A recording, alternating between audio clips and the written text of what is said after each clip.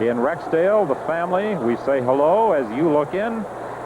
And I know all of Canada joins you in hoping that Ben Johnson will indeed advance to the final and come away with that gold medal. Linford Christie of Great Britain is running in lane 3. Robson Silva, who had a wind-aided 9-9 clocking, is in lane 4. Dennis Mitchell, one of a large contingent of very strong American sprint stars, in lane 5. Canada's Ben Johnson in lane 6. He seems to have the ability to concentrate on the task at hand while there appears to be chaos all around him. Let's hope it continues for 2 more races. Nunez is running in lane 7. Abiyanju of Nigeria completes the field in lane 8. The first 4 will advance. Look for Johnson to explode out of the blocks. Jeff, will he run it through to the finish or ease up again? I think it'd be very wise to run it through to the finish in this semi-final. Only 4 go through. Surely he learned his lesson yesterday. The lanes to watch. Lane 3, Linford Christie, Great Britain, the European champion in '86, 4th in the World Championships, 5th in that great Zurich race where Lewis beat Johnson. Lane 4, Robson De Silva, 9.99 wind aided. He has run 10.08 though. He's a good sprinter.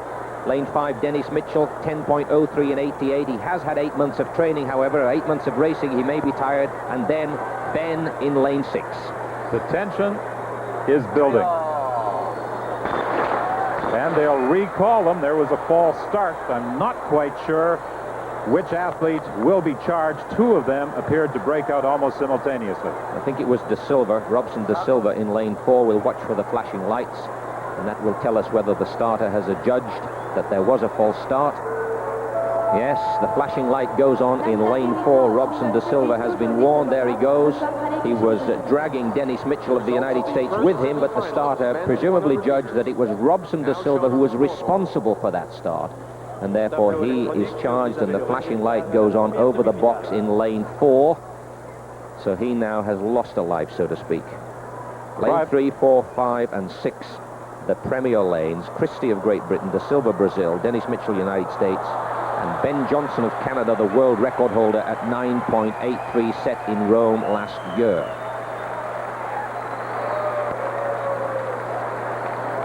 Ben was at the track early today. He arrived about 3 hours prior to this race. The contingent of Canadian spectators yelling encouragement as Ben Johnson moves to the start line for the 2nd time in this 2nd semi-final.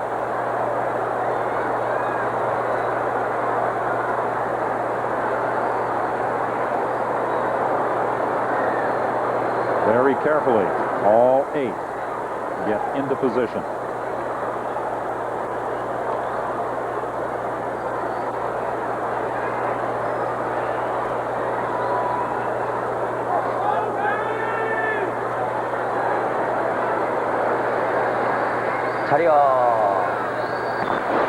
Johnson is away quickly, and they are recalled again. Another false start. That one may be charged against Ben. He seems to be making some gesticulations which suggests that he thought it was a fair start.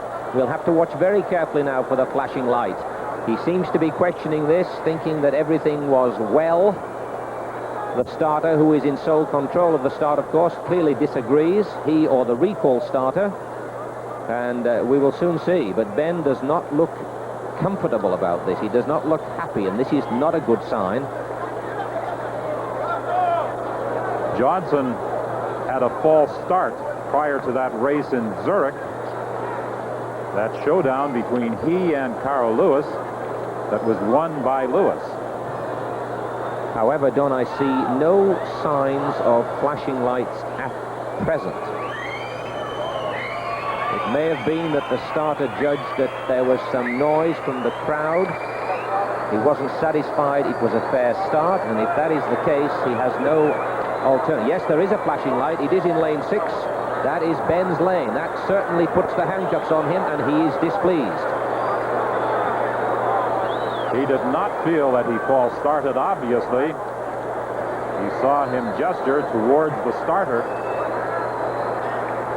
This is not a good sign. When he gets annoyed like this, there is a distraction away from the focusing on the job to be done in sprinting this 100 meters, running about 46.2 strides at a rate of 4.7 strides a second. That gives you precious little time to apply huge forces to the track, but this is what these great sprinters are capable of doing. So now, with a charge against him and a charge against Robson De Silva, lanes 4 and 5 are somewhat inhibited.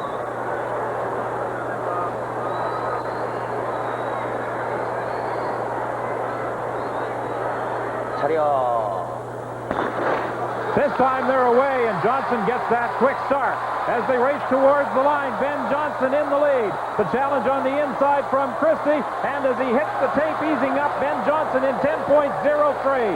So Ben Johnson will move on to the final.